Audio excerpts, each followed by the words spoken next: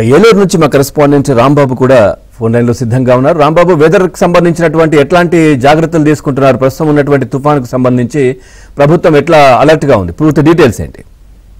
పవన్, మనం చూస్తున్నాము దిత్వా తుఫాన్ మరోసారి ఏపీ వాసులను కలకలం రేపుతుంది. ఎందుకంటే గత నెలలోనే మొంతా తుఫాన్ అయితే పశ్చిమ గోదావరి జిల్లాను, ఏలూరు జిల్లాను అయితే అతలాకుతలం చేస్తుంది. అంతేకాకుండా మొంతా తుఫాన్ నర్సాపురం దగ్గర తీరం దాటింది. ఈ నేపథ్యంలో తీవ్ర నష్టం కలిగింది. ఈ నేపథ్యంలో మళ్ళీ ఇప్పుడు దిత్వా తుఫాన్ కూడా ఎక్కువ ప్రభావం చూపుతుందని చెప్పేసి అధికార యంత్రాంగం అంచనా వేస్తుంది.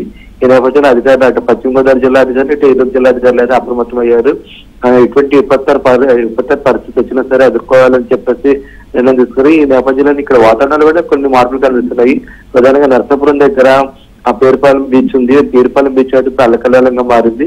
ప్రతి ఆదివారం ఇక్కడ ఈ బీచ్ సందర్శించడానికి వేలాది మంది సందర్శకులు వస్తూ ఉంటారు. ఈ నేపథ్యంలో ఈ రోజు బీచ్ అయితే మూసివేశారు. అది కూడా ఈ రోజు ఉదయం మూసివేయడంతో ఆ బీచ్ ను చూడడానికి వచ్చిన వాళ్ళందరూ అయితే నిరాశతో తిరిగి వెళ్ళినట్టు మనకు తెలుస్తుంది. అదే సమయంలో ఇప్పుడు ప్రస్తుతం వరి పంట అయితే కోతకు వచ్చింది. చాలా మంది కోతలు కూడా పూర్తి చేసి ఆ వరి ధాన్యం అనేది ఆరపెట్టుకుంటున్నారు. ఈ నేపథ్యంలో ఈ వర్షాలు కానీ పడితే మళ్ళీ ధాన్యం అంతా తడిచి పాడైపోతుందని చెప్పేసి రైతులు ఆందోళన చెందే పరిస్థితి మనకు కనిపిస్తుంది.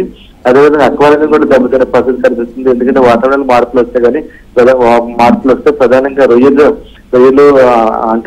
అంటువ్యాధి సోకి చనిపోయే ప్రమాదం ఉంది. అదేవిధంగా వాటికి ఆక్సిజన్ కూడా అందిన పరిస్థితి ఉంటుంది. అదేవిధంగా చేపలు కూడా చనిపోయే పరిస్థితి ఉంటుంది. ఈ నేపథ్యంలో అక్వా రైతులు అయితే తీవ్ర ఆందోళన వ్యక్తం చేస్తున్నారు. Pawan, right, thank you Rambabu, thanks for the updates.